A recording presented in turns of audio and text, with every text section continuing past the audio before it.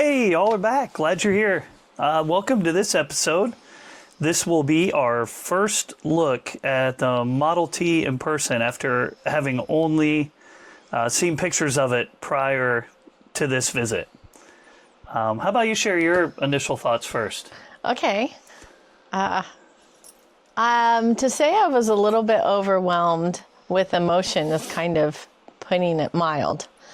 I had a lot of thoughts in my head on our way there.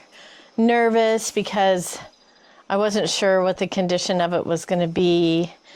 And excited because I knew my family was coming that day and I hadn't seen some of them for a very, very long time.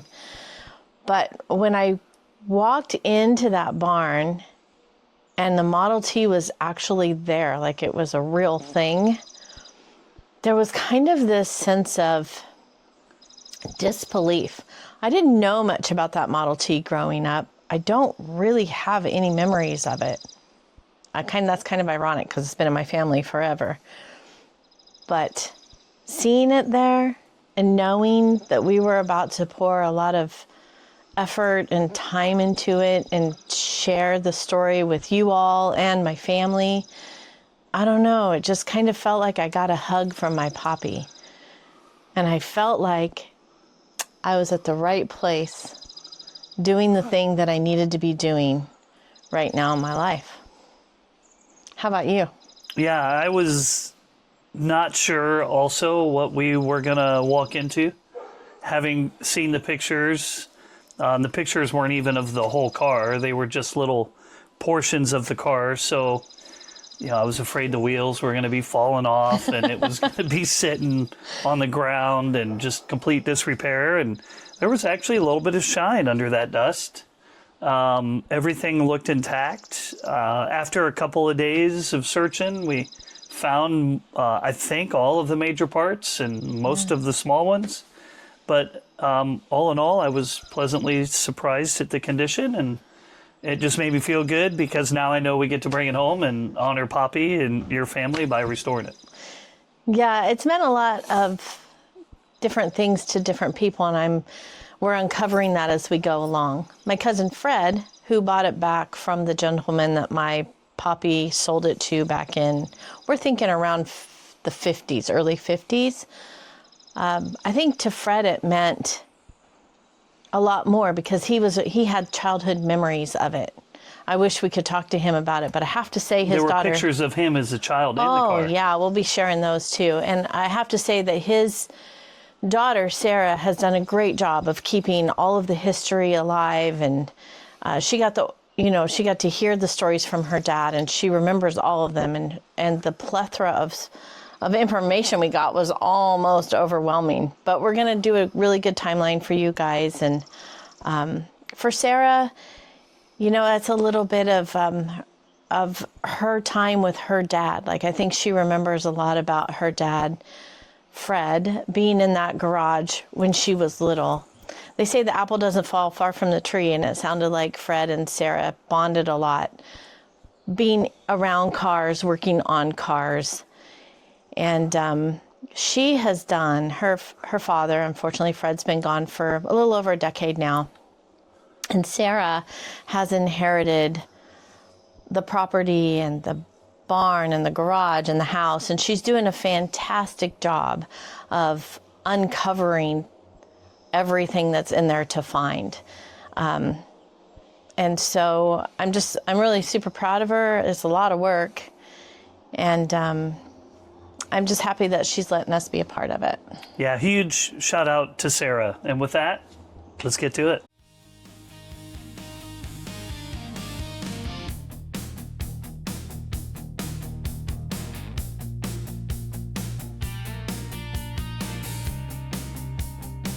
Welcome to Bloomington. Welcome to Bloomington. We're on our way. Home in the 1925 Model T for now. For now. For now. About to see it for the first time. And we're really excited at Bloomington. Bloomington. Ah.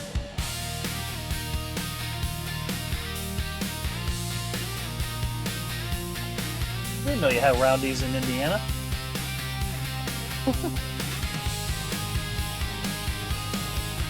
We're high cotton now.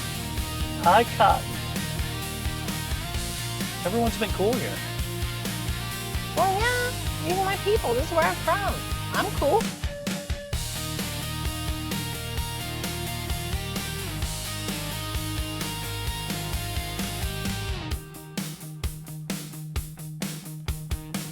Well, they were really excited about our trip and the whole Model T thing last night.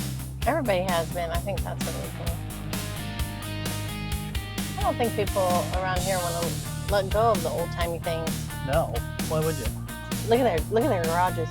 Oh, wow. Okay, I have garage envy. Look at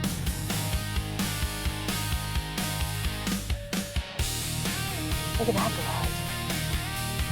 Wow. That is big. Okay.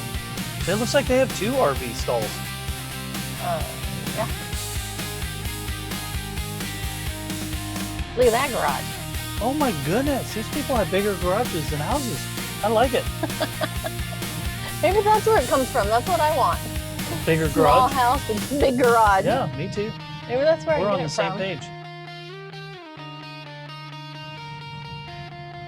They got 2 garages.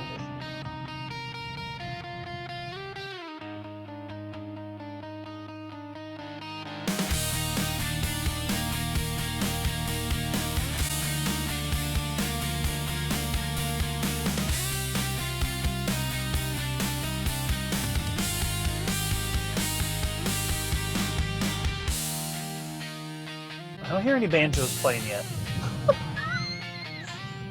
You're not in Kentucky. Oh. I forget Indiana and Kentucky have a thing.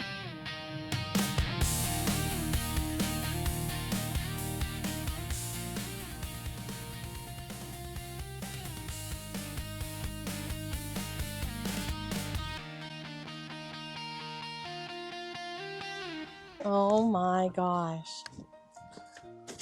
Look at it. Oh my gosh, I can't even believe it. I didn't even know about this. I swear, I didn't even know. Oh, that's amazing. Man, that's awesome. Wow. Oh, that's So amazing. Cool. Wow. That is so cool.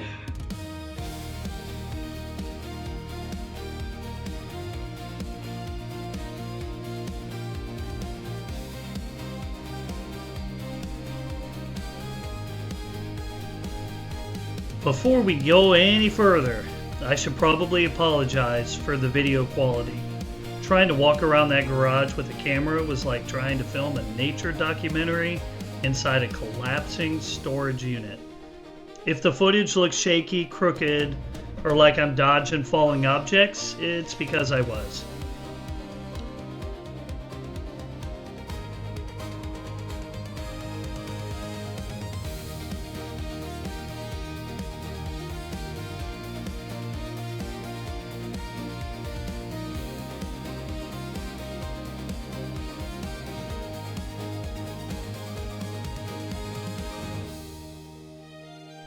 The moment I stepped inside, I knew this wasn't going to be a simple grab the parts and go kind of day.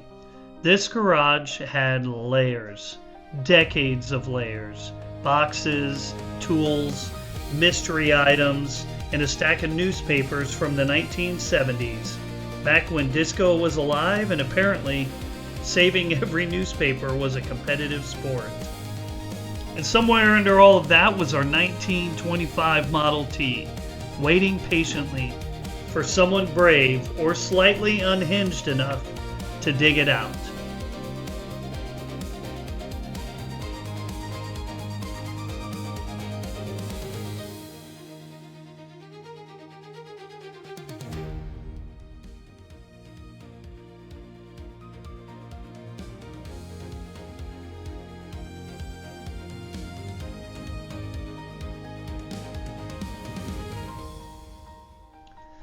I started by removing everything that didn't belong on, under, or anywhere near the Model T.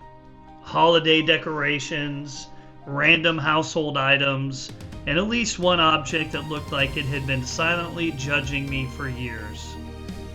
Once I could actually see the car again, the real adventure began. Digging through the piles felt like a cross between a treasure hunt and a workout video nobody asked for. But slowly, things started to appear. Body panels, the trunk, rear fenders, extra wheels, rubber tires, top components, and enough dust to qualify for its own zip code. Every time I found something, it felt like unlocking a new achievement.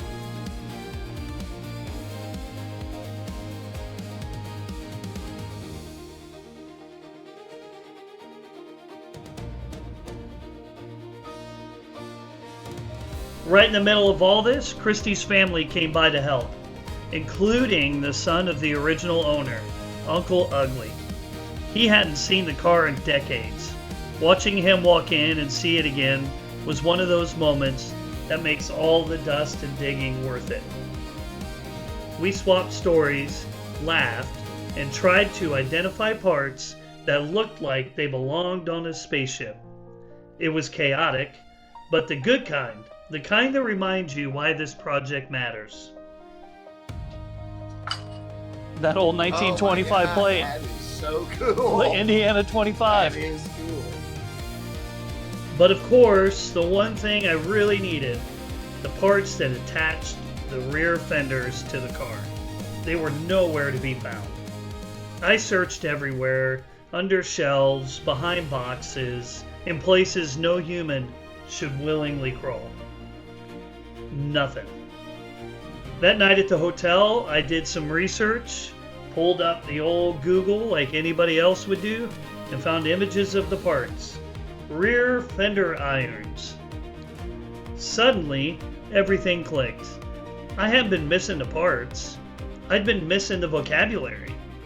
So the next day, armed with the actual pictures and a little more confidence, I went back in.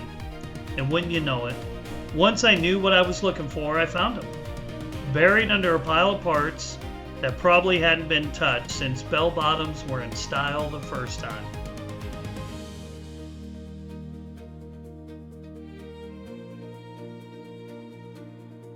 By the end of the day, we had gathered everything into one big glorious pile of Model T history.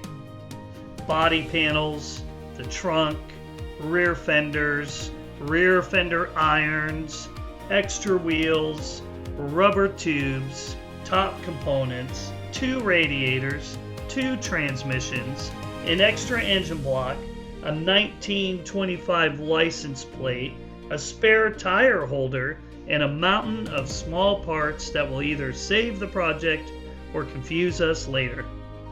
The garage was cleaner, well, cleaner-ish, and for the first time, it felt like we were really getting somewhere. Now that we've survived the great garage excavation, the next part of this adventure takes us on the road. We'll be making the trip out to pick up the Model T, load it into the trailer, and bring it home where the real restoration begins. Probably about the time you're watching this video. Along the way, we'll be sharing the history of the car as we know it, and even more importantly, the story of Kristi's grandfather, the original owner. He lived an incredible life, including his service during World War II, and the stories connected to this car are just as meaningful as the restoration itself. This next chapter is part road trip, part family history, part let's hope nothing falls out of the trailer, and we're excited to bring you along for all of it. Man, even with GPS, I can't find out where the hell I'm going. As you saw in the video, we passed it. GPS told me where to go, but I, think a lot of people will identify with husband in the relationship not listening on the directions. Maybe you should change it to a male voice instead of a female. You might hear it better. Good point. Good point. So once we made it there and had time to look at all those fabulous garages in Indiana, holy cow, those people know what they're doing when it comes to garages. You don't see that where we live here. I definitely have garage envy. Yeah, me too. I want a big garage, little house. We're working on it. So I just want to really take the time to thank my family, all of you who showed up and helped us out. I mean, we wouldn't even be as far as we are with uncovering that Model T if they hadn't been there to help. And then just getting to visit and have lunch with you all and sit down and reminisce. I mean, I think that's the one thing that's been a constant in my life. When you need family, call on them and they'll show up. That's got to be one of the things that the Townsend family has instilled in all of us, and we carry that around with us today. So Uncle Ugly is a hoot. He's one of he's always been one of my favorite people. He doesn't know a stranger. He always makes a friend. And he has stories for days. Some you can believe. Some you better not believe. But it's always fun to be around them. And their help was just imperative. So thank you from the bottom of my heart to my family for showing up and giving us a hand and for having lunch with us. And we will treasure those memories for a very long time. And also, again, I can't say enough how much work Sarah's done. And I'm just impressed by her tenacity and her knowledge and the way that she's remembers all of the stories that she's been told. It's really phenomenal.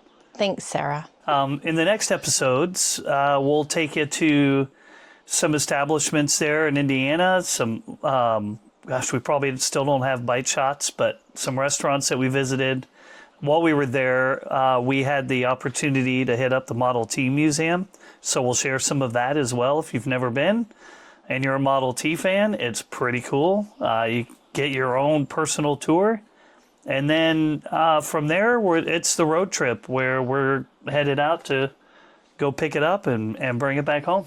So where we're going to share more of the story. So looking forward to sharing all that with you.